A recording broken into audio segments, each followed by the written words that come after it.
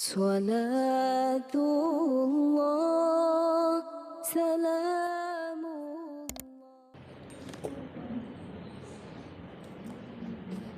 Kita mulai. Bismillahirrahmanirrahim. Assalamualaikum warahmatullahi wabarakatuh. Alhamdulillah wassalatu wassalamu ala Rasulillah wa ala alihi wa sahbihi wa mawalah wa la hawla wa la quwata illa billahi wa ba'du. Alhamdulillah, segala puja dan puji hanya milik Allah subhanahu wa ta'ala. Di pagi menjelang siang ini kita kembali bisa duduk untuk bertalabul ilmi. Salawat dan juga salam kita hadiahkan kepada Rasul kita Nabi besar Muhammad sallallahu alaihi wasallam. Kita lanjutkan kajian kita, masih membahas kitab Al-Kabair, dosa-dosa besar, dan kita masuk pada dosa besar yang ke-56, mengubah batas tanah orang lain.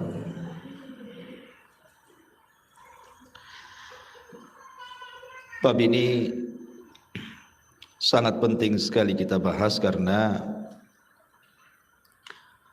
di masyarakat kita ini banyak sekali perselisihan gara-gara rebutan batas tanah. Bahkan tidak jarang sampai terjadi pertumpahan darah, bunuh-bunuhan gara-gara rebutan lahan, rebutan batas lahan. Makanya Islam membuat aturan dan mengancam siapapun yang merubah-rubah batas tanah, maka akan mendapatkan laknat dari Allah subhanahu wa ta'ala. Dan laknat itu artinya dijauhkan daripada rahmat dan didekatkan dengan azab Allah subhanahu wa ta'ala. Di dalam hadis yang dicantumkan Imam Zahabi di sini, di mana Nabi sallallahu alaihi wasallam bersabda dalam hadis Ali radhiyallahu an, dari Nabi sallallahu alaihi wasallam,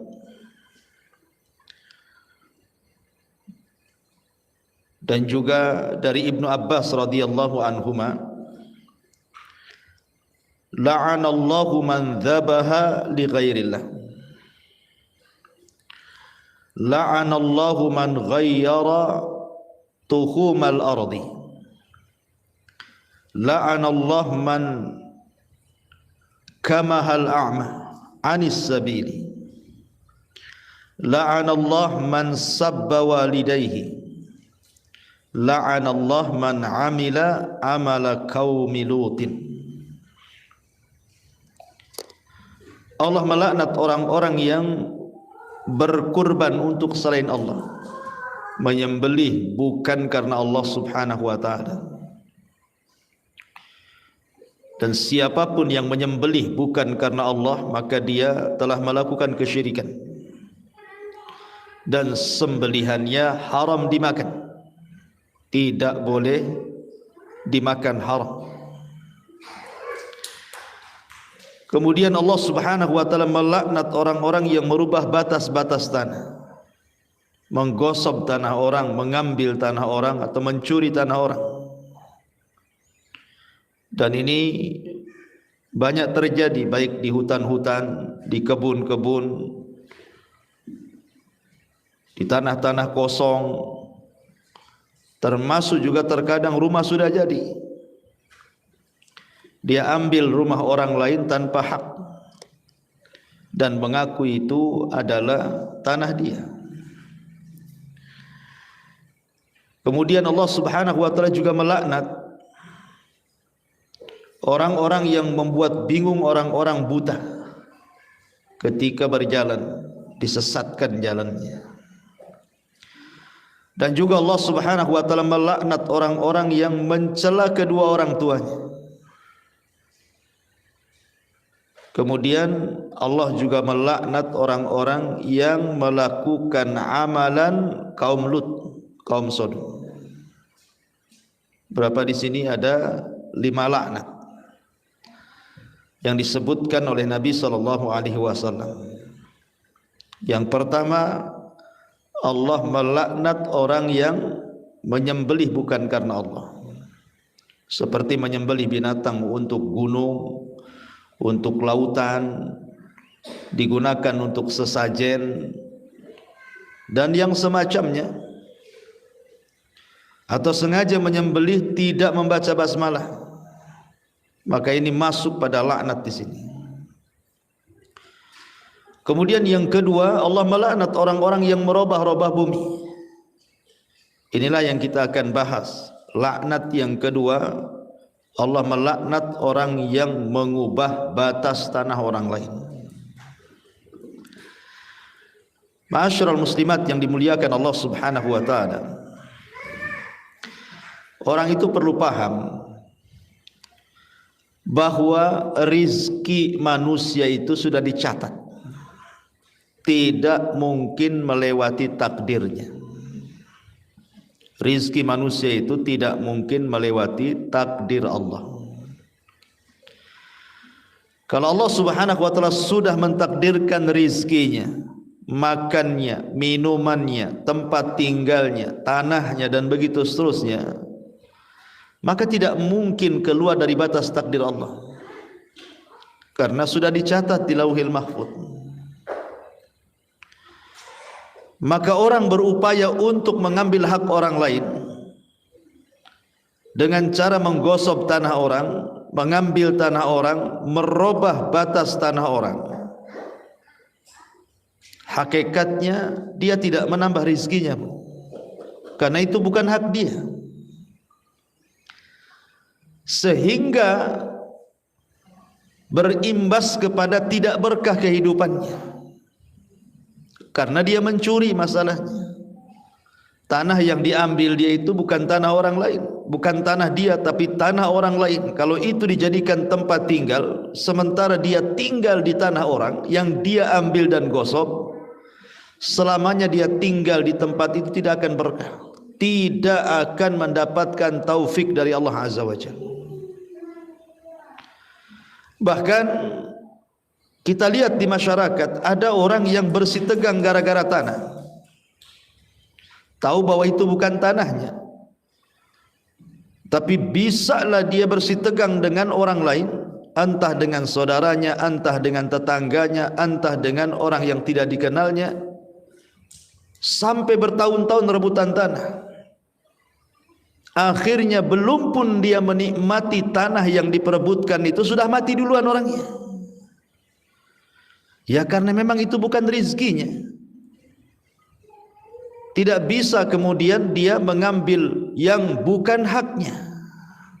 Jadi memang bahaya orang yang mengambil batas-batas tanah orang itu. Ma'asyiral muslimat yang dimuliakan Allah Azza wa Jalla, belum lagi itu bagian daripada kezaliman. Zalim itu milik orang lain kita ambil itu. Ada seorang syekh bercerita, Bu. Jadi seorang syekh ini punya kawan, seorang dokter spesialis di Riyadh sana. Jadi suatu ketika ada pasien yang memiliki penyakit dalam, kemudian harus dioperasi. Dokter ini biasa mengobati penyakit yang semacam itu, dan biasanya kalau habis dioperasi sembuh. Subhanallah, setelah kemudian diadakan operasi, rupanya ada penyakit lain selain penyakit yang dideritanya, dan harus dioperasi juga. Akhirnya mengadakan operasi kedua kalinya. Ketika sudah dilakukan operasi ini, rupanya ada penyakit lainnya lagi. Naudzubillah. Ini penyakit bertumpuk-tumpuk. Akhirnya kemudian orang yang sakit ini dalam kondisi sadar dan tidak menuliskan satu nama dan meminta dokter ini untuk menyampaikan kepada orang tersebut maafnya. Maka akhirnya kemudian sang dokter pun datanglah kepada nama yang ditulis oleh pasien itu. Setelah ketemu, dia mengatakan, wahai fulan, saya dapat amanah, saya punya pasien. Dia menulis namamu dan dia minta direlakan, diredhakan, diikhlaskan. Saya tidak tahu urusan Anda dengan dia, kata dokter. Tapi saya hanya menyampaikan isi wasiat orang ini.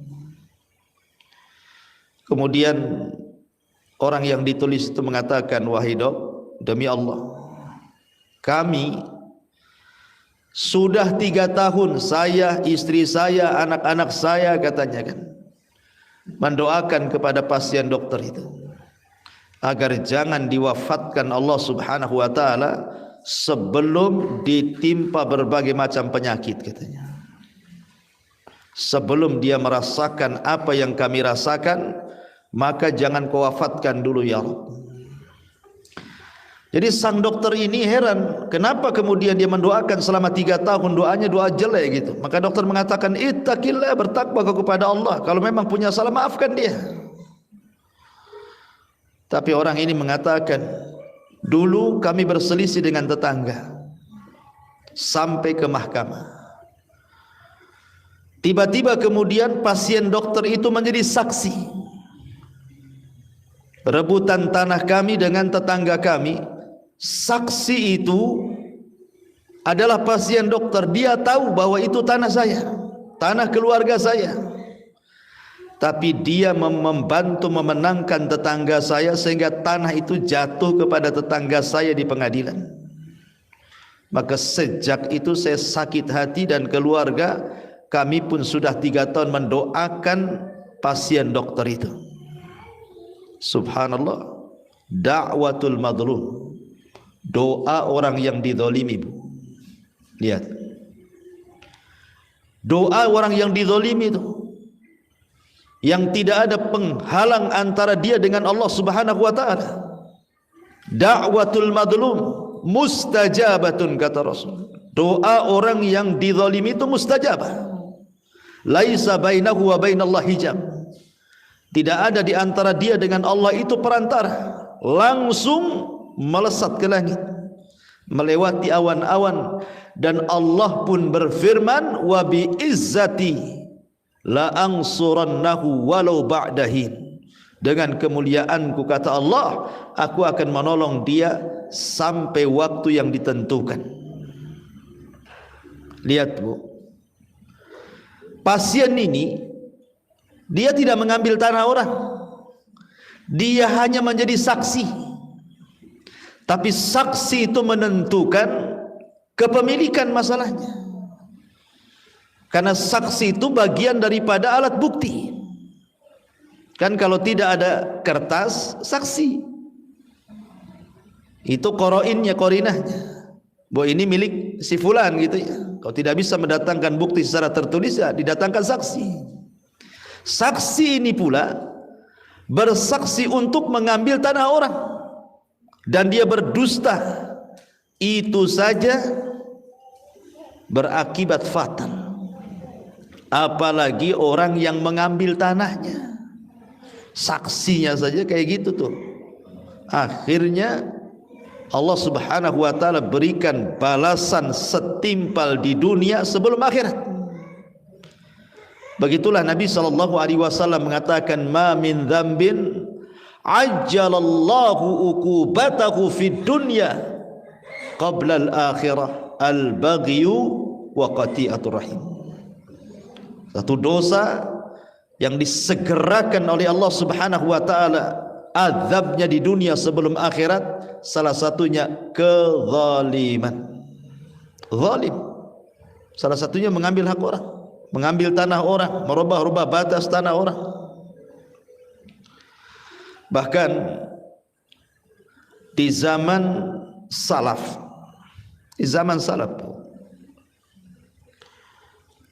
ketika itu Madinah gubernurnya adalah Marwan, Khalifah Marwan. Dialah ketika itu masih jadi gubernur kota Madinah. Ada seorang wanita datang mengadu kepada Khalifah Marwan ini. Apa aduannya? Dia mengatakan bahwa tanahnya diambil oleh seorang sahabat Rasul namanya Zaid ibnu Amrin atau Sa'id ibn Zaid ibni Amrin ibn Naufal. Sa'id ibn Zaid ibni Amr ibn Naufal. Wanita ini datang kepada Khalifah Marwan, Gubernur Marwan, bahwa dia dizalimi oleh Sa'id katanya. Sa'id ini bu, orangnya mustajab dakwah. Kalau berdoa itu dikabulkan. Dan dia adalah satu di antara al-asyaratu al-mubasyiruna bil jannah. 10 sahabat yang dijanjikan masuk surga setelah Abu Bakar, Umar, Utsman, Ali, Talha, kemudian Abdurrahman bin Auf, Sa'd bin Abi Waqqas dan begitu seterusnya. Lah Sa'id bin Zaid ini salah satunya.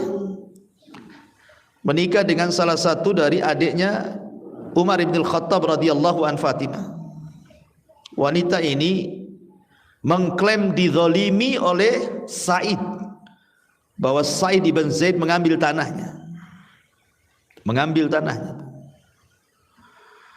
Akhirnya Khalifah Marwan ini memanggil Sa'id dan mengatakan, "Ya Sa'id, betul engkau mengambil tanah wanita ini?" Sa'id pun murka dan mengatakan, "Wahai fulan, wahai Khalifah Marwan, tidak mungkin aku mengambil tanah wanita ini. Karena aku pernah mendengar sabda Nabi sallallahu alaihi wasallam, man zalama shibran,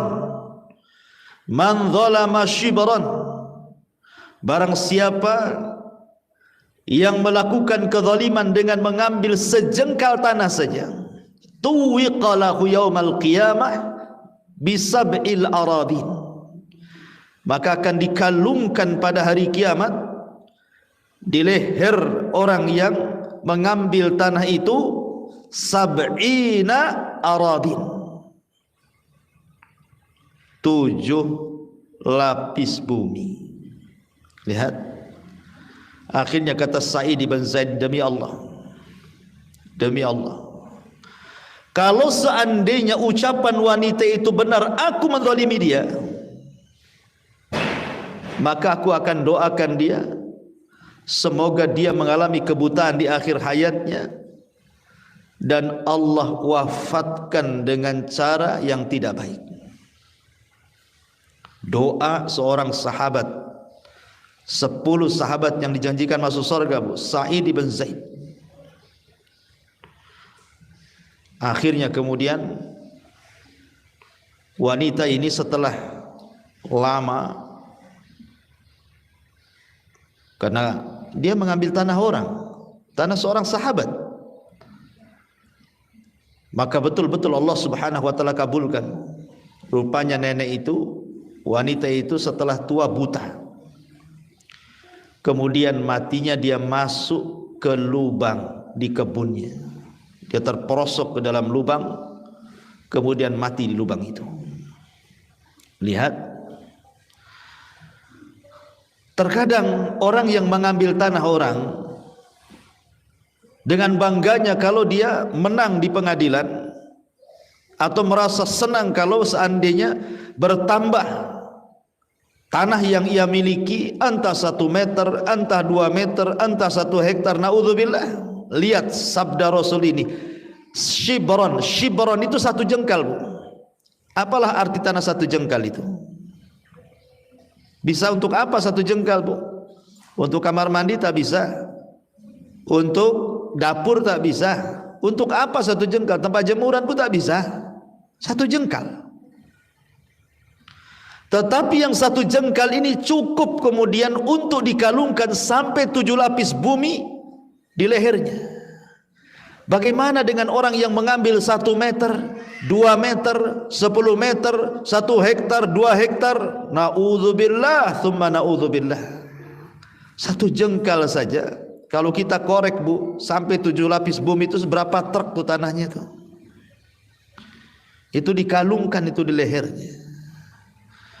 Begitulah ancaman bagaimana Allah Subhanahu wa taala melarang tidak boleh mengambil hak orang lain.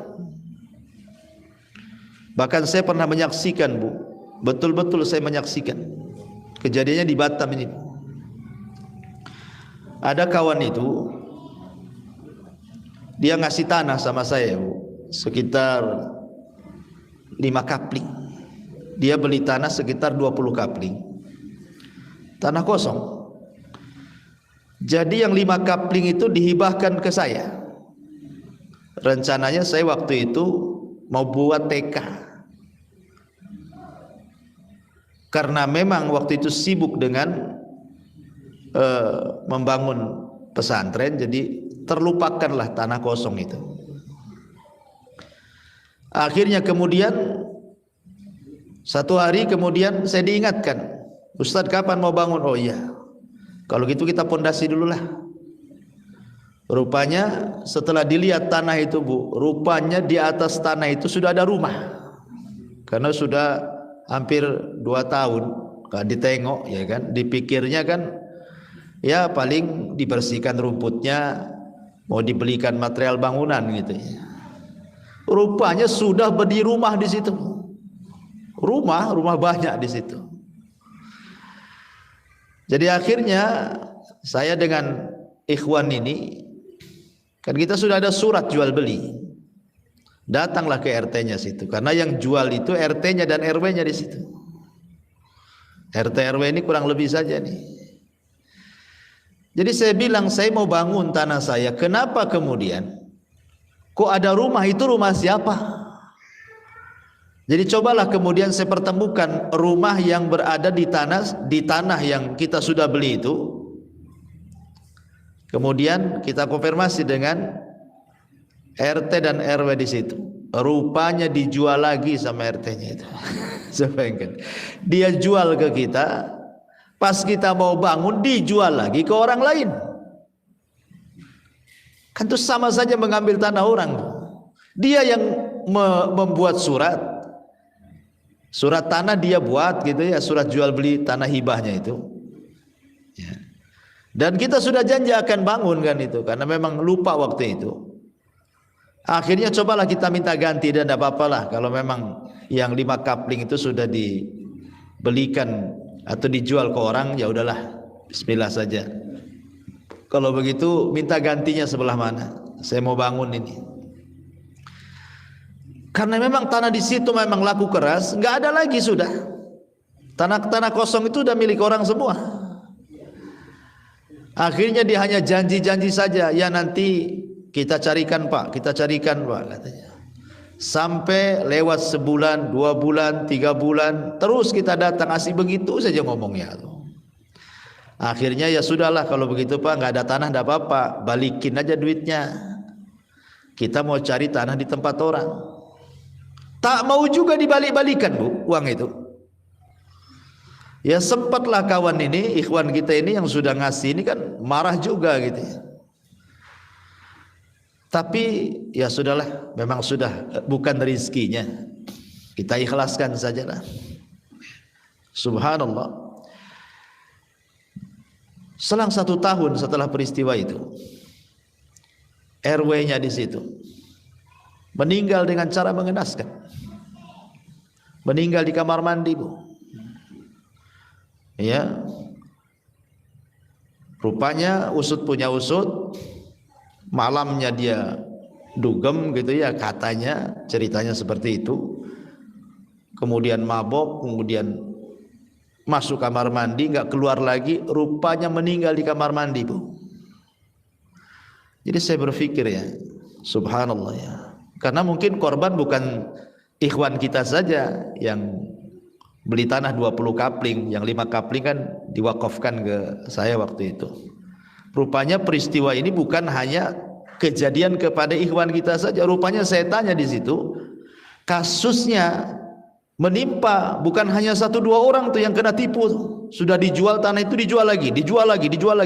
Jadi satu tanah itu, satu kapling itu bisa pemiliknya itu sampai 3-4 orang tuh.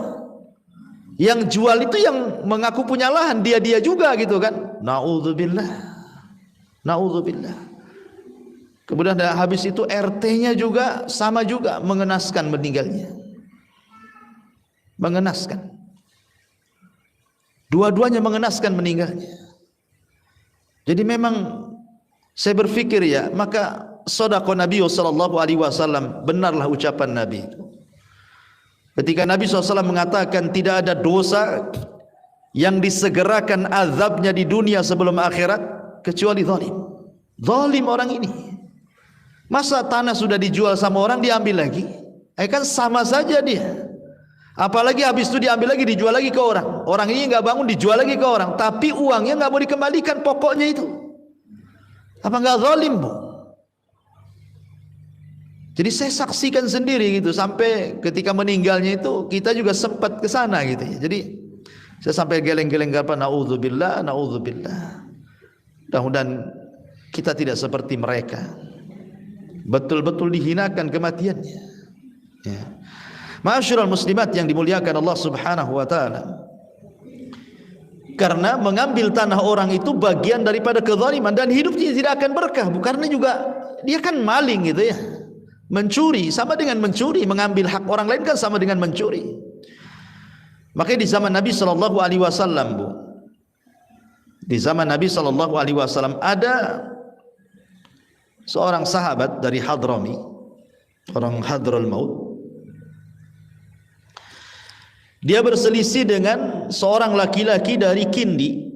Jadi satunya kabilahnya dari Hadraul Maut, satunya kabilahnya dari Kindi. Datang kepada Nabi sallallahu alaihi wasallam si Hadrami ini, sahabat dari Hadraul Maut ini. Kemudian mengatakan, "Ya Rasulullah, inna hadza ghalabani ala ardin kanat li abi." Rasul, ini orang dari Kindi ini. Dia sudah mengambil tanahku. Padahal tanah itu adalah tanah warisan bapakku, dia ambil, dia garap tanpa sepengetahuan diriku. Kemudian Nabi SAW mengatakan kepada sahabat ini, adakah bukti bahwa itu tanahmu? Saya tidak punya bukti ya Rasul, tapi itu tanah bapakku yang diwariskan kepadaku. Orang ini mengambilnya, bahkan menggarapnya. Maka Rasul melirik kepada laki-laki dari Kindi ini. Apakah betul engkau mengambil tanah orang ini? Seorang laki-laki dari Hadrami ini.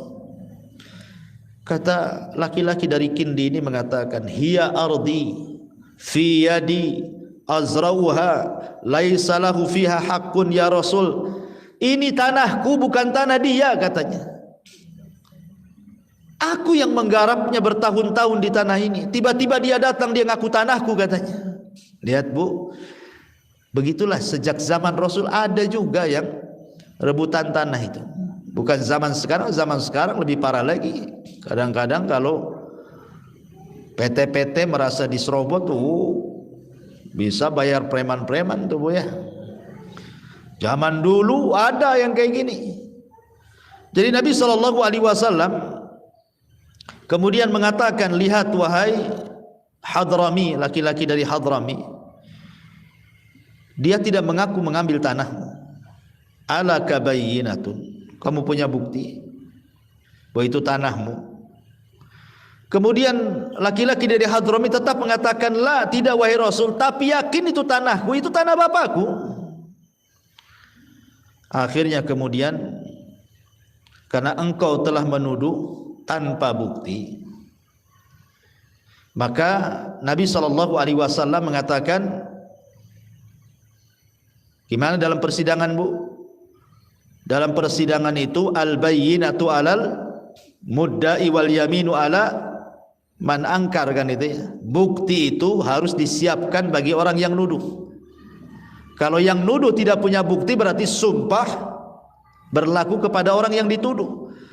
Makanya ketika seorang laki-laki dari Hadramit tidak mampu mendatangkan bukti, Rasul melirik kepada seorang dari Kindi dan mengatakan, kamu siap sumpah itu tanah.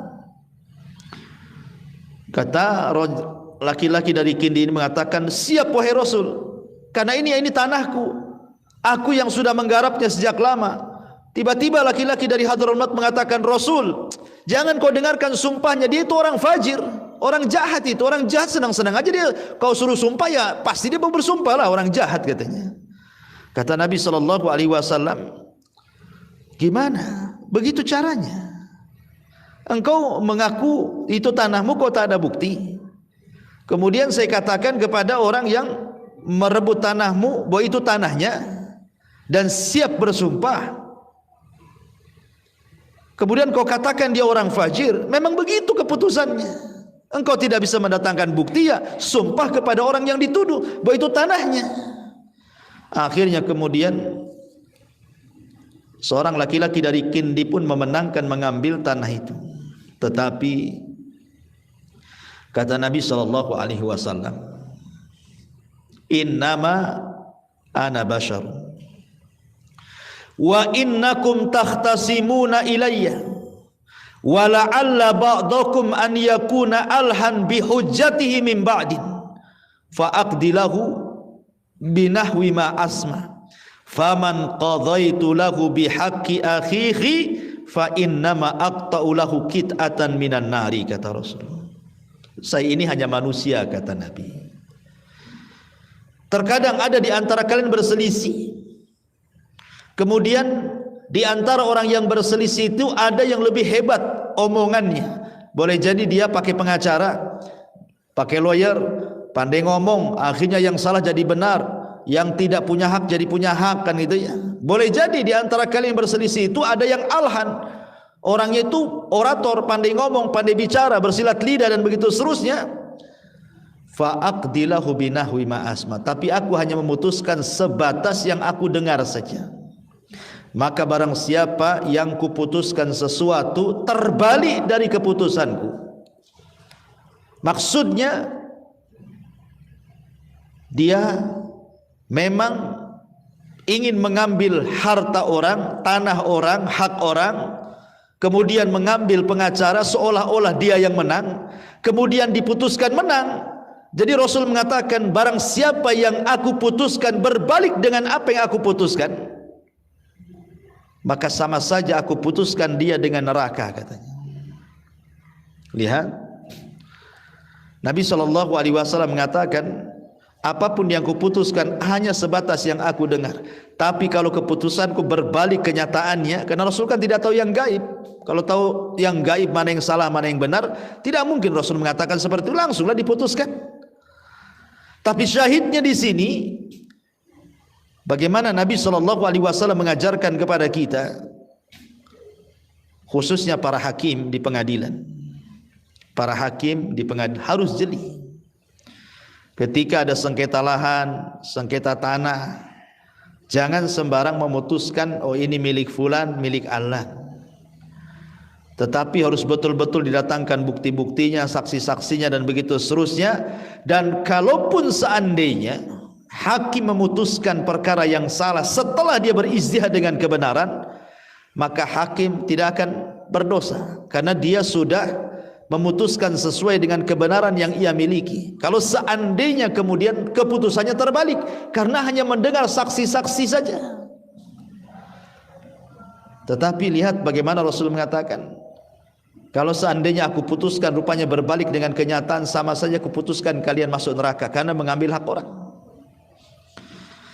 Lah ma'asyiral muslimat yang dimuliakan Allah Subhanahu wa taala, dari sini kita tahu bahwa bahayanya mengambil hak orang lain, tanah orang lain, mengubah-ubah batas tanah orang lain. La'anallahu man waqa'a ala la'anallahu man ghayyara nuhumal ardi. Allah melaknat orang-orang yang merubah-rubah batas tanah bumi. Dalam riwayat Nabi SAW mengatakan, Seperti hadis yang tadi saya sebutkan, man dzalama qida shibrin minal ardi tawaqahullahu min sab'i aradin. Barang siapa yang berbuat zalim dengan mengambil sejengkal tanah saja, maka dia akan dikalungkan dengan tanah tersebut dari 7 lapis bumi. Hadis ini dikeluarkan Al-Bukhari dan Muslim. Bahkan dalam riwayat dari Abdullah ibn Umar, dia berkata, Rasul bersabda, man akhadha minal ardi syai'an bighairi haqqihi khusifa lahu bihi yaumal qiyamah ila sab'i aradin.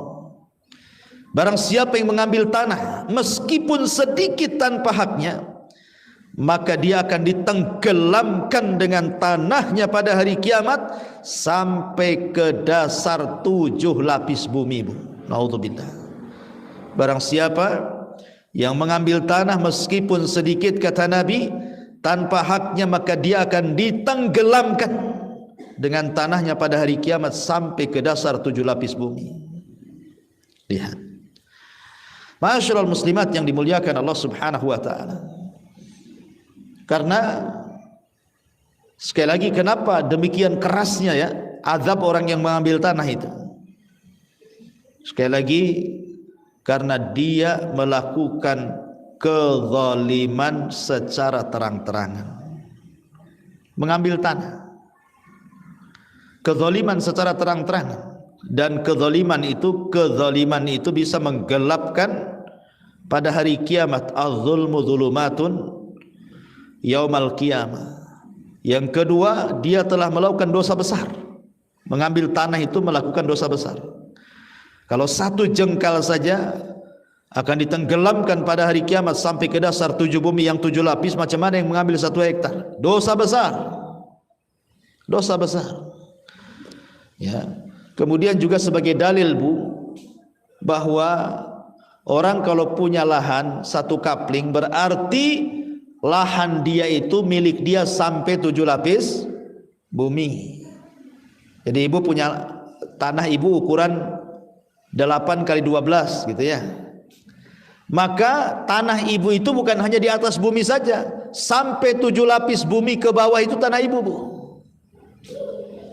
Tanah ibu tuh, baik lapisan pertama, kedua, ketiga sampai ke-7 itu milik ibu. Sehingga kalau seandainya ada tetangga kemudian membuat gua gitu ya, kemudian di bawah rumah ibu guanya itu, berarti sama juga mengambil tanah ibu. Jangan bilang, kan tanahmu, surat tanahmu kan yang di atas sana, kan yang di dalam bumi kan gak ada suratnya, katanya. Enggak. Hadis ini menunjukkan bahwa ketika ibu punya rumah di atas sepetak tanah, berarti tanah itu punya ibu sampai ke 7 lapis bumi yang ada di bawah sana. Makanya ketika dia mengambil 1 jengkal saja tanah orang, maka akan dikalungkan sampai ke bawah 7 lapis. Karena dia bukan mengambil 1 jengkal di atas saja, berarti mengambil sampai ke bawah tanah, sampai ke 7 lapisnya itu. Nah, itu akan dikalungkan tuh. Na'udzubillah tsumma na'udzubillah, ya.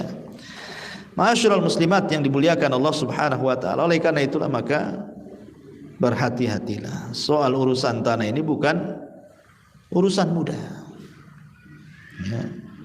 Dan memang sakit, Bu, orang yang diambil tanahnya itu sakit, Bu. Ada ikhwan kita itu diambil tanahnya sama orang. Sampai menangis. Berhari-hari kesedihannya itu tidak hilang-hilang. Sampai itu mau nekat membunuh lagi sama orang yang ambil tanah itu. Sampai akhirnya hampir bercerai-berai 1 keluarga gara-gara tanahnya diambil orang. Memang sakit gitu ya. Makanya kenapa orang-orang yang diambil haknya itu terkadang kalau dia tidak ikhlas, dia akan mendoakan yang enggak-enggak tuh. Akan mendoakan orang yang melakukan kezaliman itu dengan kebinasaan, dan lambat laun pasti doanya orang yang dizalimi itu mustajab. Karena memang sakit, Bu, diambil haknya oleh orang lain itu. Ya, karena saya juga pernah merasakan gitu ya. Diambil haknya oleh orang lain itu memang luar biasa. Ya, tetapi ingatlah kalau seandainya kita ikhlas kepada Allah Subhanahu wa taala, yakin bahwa man taraka syai'an lillahi awwadallahu khairan minhu. Barang siapa yang meninggalkan sesuatu Karena Allah, pasti Allah akan mengganti sesuatu itu dengan yang jauh lebih baik lagi. Ya sudahlah, ikhlaskan saja. Mungkin bukan rizkinya. Karena rizki orang itu kan tidak mesti dengan halal saja. Haram pun kadang-kadang dikategorikan rizki. Karena rizki itu ada yang halal, ada yang haram. Tapi ada orang yang tergesa-gesa mengambil rizki dengan cara yang haram. Padahal kalau dia sabar, dia dapat yang halal. Tapi karena tidak sabar, dia mendapatkan yang haram.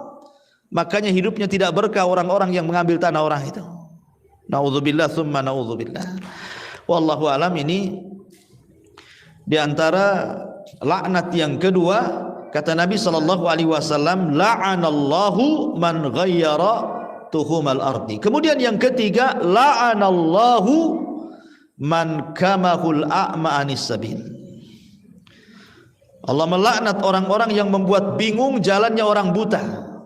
Sudah buta dipermainkan, mengantar orang buta ke yang bukan alamatnya. Ini sama juga dengan merubah-rubah ini, Bu. Merubah-rubah batas, pelang-pelang arah. Kan kadang-kadang orang yang, contoh nih ke Batam, orang ini tidak pernah ke Batam, Bu. Akhirnya dia pun rental mobil, setir sendiri gitu ya. Kan lihat di jalan-jalan tuh arah ke Batu Haji, arah ke Nagoya, arah ke Jodoh, arah ke Batu Besar, arah ke Bengkong kan. Kemudian dimain-mainkan pula, pelangnya itu diarahkan harusnya ke Batu Haji, diarahkan pula ke Batam Center, Bu. Ini masih mendingan, Bu, kalau di kota ya kan. Tapi kalau ngerubah-rubah jalan umpamanya di padang pasir atau di hutan, kemudian pelangnya dibuat main-main, diarahkan ke tempat lain. Ini orang bisa mati, Bu. Umpamanya diarahkan ke sini, rupanya ke hutan belantara atau ke padang pasir yang nggak ada ujung. Nah, ini kan mencelakakan orang ini. Nah, itu juga sama itu. Ya hukumnya dengan man kamahul a'ma anis sabil, menyesatkan orang buta dari jalan gitu ya. Allah melaknat orang kayak gini nih. Kemudian yang nomor 4, la'anallahu man sabba walidayhi. Allah melaknat orang yang mencela kedua orang tuanya. Sahabat ketika mendengar hadis ini bingung dan mengatakan, Rasul, bagaimana ada seorang anak mencela kedua orang tua? Karena di mata para sahabat itu tidak ada amalan tertinggi setelah tauhid melebihi birrul walidain. Melebihi birrul walidain. Jadi orang-orang tua itu sangat dihargai, dihormati luar biasa di zaman itu. Sehingga wajar kemudian para sahabat mengatakan, Rasul, mana ada anak mencela orang tuanya, katanya. Maka Rasul mengatakan, ada, kata Rasul. Engkau mencela orang tua orang lain, kemudian anaknya tidak terima, anaknya pula mencela orang tua kamu. Seperti kita mengatakan, dasar bajingan orang tuamu. Anaknya enggak terima, ngomong pula orang tuamu lebih bajingan lagi. Nah, itu sama dengan melaknat orang tua kita sendiri lewat lisan orang karena kita mencela orang tua orang lain. Ya. Maka hati-hati. Yang seperti ini saja dianggap mencela orang tua, padahal yang mencela orang lain. Tapi yang menyebabkan orang lain mencela orang tua itu kita gitu. Apalagi orang yang telak-telak dia mencela orang tuanya sendiri, naudzubillah. Dicacinya orang tuanya, dimakinya, direndahkannya dengan lisannya, apalagi sampai dengan tangannya. Dibuat orang tuanya lapar, dibuat orang tuanya sedih, dibuat orang tuanya sakit, apalagi sampai tingkat membunuh, naudzubillah. Seperti yang terjadi di negeri kita ini, ada loh anak bunuh orang tuanya. Akalnya di mana tuh? Gara-gara minta sepeda motor nggak dikasih, dibantai orang tuanya. Gara-gara ingin dapat waris cepat, diracun orang tuanya. Nah, ini sudah durhaka, di atasnya durhaka lagi nih. Ya. Maka Rasul mengatakan, la'anallahu man sabba walidayhi. Allah melaknat orang yang mencela kedua orang tuanya. Dan yang terakhir, la'anallahu man amila amala qaumi lutin. Allah melaknat orang-orang yang mengamalkan perbuatan kaum Lut, LGBT. Subhanallah. Di Batam ini, jangan cerita Indonesia, Bu. Di Batam ini loh, banci-banci kaleng itu banyak. Bahkan saya ini punya pengalaman, apa udah diceritakan nggak sama ibu tuh? Saya subuh-subuh itu kan ada jadwal Bu di Puskopkar itu. Ya setiap Jumat Sabtu tuh di Darul Ihsan, bukan Puskopkar, dia Darul Ihsan. Di Masjid Darul Ihsan itu saya Jumat, Sabtu subuh itu ada jadwal di sana. Jadi jam 3 sudah bangun. Setengah 4 saya berangkat dari rumah nih. Karena mungkin malamnya kurang tidur Bu, itu menjelang setengah jam tuh mau subuh. Jadi saya parkirkanlah di depan pasar second di Puskopkar itu Bu. Saya tidak tahu kalau di situ sarangnya banci, ya Bu ya. Jadi mobil itu ya namanya ngantuk, daripada saya celaka ya saya mau tidurkan entah 5 menit 10 menit jadilah, daripada nggak tahan ngantuk. Sekali baru mau baring tuh, jadi kursi mobil saya rebahkan, baru mungkin 2-3 menit mau baring, rupanya mobil tuh, kaca mobil ada yang ngetuk kan itu, tuk tuk tuk, bang bang katanya. Subhanallah, pas saya turunkan banjir langsung saya gas kaki 1000 Bu, langsung hilang ngantuknya, asli hilang ngantuknya tuh. Langsung saya udah langsung ngacir langsung ke masjid. Ya Allah ya Rabbi, coba itu sudah qiraah itu mau menjelang azan, masih pula keliaran banci-banci kaleng kongguan tuh nggak jelas tuh, coba kan. Ya. Ini di Batam, ini saya pengalaman itu. Saya kira apa dia mau nanya apa, bang itu banyak banci. Jadi di sini Allah melaknat tuh orang yang mengamalkan amalan kaum Lut. Ya, homoseksual, LGBT dan yang lainnya, itu ngeri loh. Tidak ada azab sengeri mereka dalam Al-Quran yang dijelaskan oleh Allah Subhanahu wa ta'ala. Negerinya diangkat, dihujani batu, ditumpahkan lagi ke bumi. Sayangnya pemerintah kita tidak tegas masalahnya, sehingga populasi mereka itu semakin banyak. Akhirnya sampai pula lah ke tingkat mereka itu minta dilegalkan pernikahannya kan. Mudah-mudahan pemerintah kita tidak mengizinkan. Sampai saya dengar itu di Jawa Tengah tuh, di mana itu, sampai sebagian mereka itu ada yang membuat fikih LGBT Bu. Gimana sholatnya orang banci, gimana wudunya orang banci lah. Di mana itu saya pernah dengar itu. Nggak ada fikihnya orang banci itu. Karena Allah hanya menciptakan Adam dan Hawa saja, nggak ada yang diciptakan tengah-tengah antara Adam dan Hawa, itu nggak ada. Laki-laki orang itu kalau nggak laki-laki sejati ya perempuan sejati, itu saja. Nah, jadi Allah melaknat ini orang-orang seperti ini. Dalam riwayat la'anallahu, dan yang kelima la'anallahu man waqa'a ala bahimatin. Allah melaknat orang-orang yang menyetubuhi hewan. Nah, dulu kan ada Bu cerita orang kawin sama kambing kan Bu. Coba bayangkan, kawin pula sama kambing. Kayaknya kurang perempuan di dunia ini. Kambing jadi sasarannya. Entah dari segi mana dia memandang cantiknya kambing itu. Aneh gitu ya. Laila Majnun saja, ada laki-laki namanya Majnun, suka dengan Laila, tapi dia tidak bisa menikah dengan Laila karena tidak diizinkan orang tuanya. Akhirnya dia pun menyendiri ke hutan. Laparlah dia di hutan itu. Tapi kalau datang malam hari senanglah dia, karena malam hari tersebut namanya. Malam kan secara bahasa Arab apa Bu? Lail. Oh, datang kekasihku, kata Laila. Kalau siang dia nggak suka, karena bahasa Arabnya siang bukan kekasihnya, nahar kan. Jadi kalau malam senang, kalau siang nggak suka dia itu. Jadi suatu ketika dia lapar, berburulah dia di hutan itu. Nampak ada kijang, dipanah kena kakinya, jatuh kijang itu. Ketika dia ambil pisau, ambil digorok Bu, dia pandang mata kijang itu. Kemudian dia berpikir, kok matanya sama dengan Laila katanya. Akhirnya dilepas kijang itu Bu, karena matanya sama dengan Laila katanya. Artinya bahwa kisah Laila Majnun saja melihat binatang dilepas gitu ya, tidak kawin sama binatang, dia tetap yang terpikir perempuan kekasih dia. Ini pula lah nggak pikir perempuan, ini pikir kambing dia. Nah, ini yang viral, entah kemudian belakangan akhirnya katanya hanya untuk konten, untuk apa, tapi nggak layak gitu ya. Masa buat konten-konten kayak gini? Ini kan memberikan edukasi yang nggak bagus, pelajaran yang nggak bagus kan itu ya. Kok nikah sama binatang? Jangan kan nikah pacaran sama binatang ya nggak jelas, nggak boleh. Binatang itu ya binatang, ya kehidupannya sendiri, jangan diganggu. Sebagaimana kita juga manusia punya kehidupan sendiri. Ya ini diantara 5 laknat yang Nabi SAW jelaskan, tapi inti pembahasannya adalah la'anallahu man ghayyara tuhumal ardi. Allah melaknat orang yang merubah-rubah batas tanah.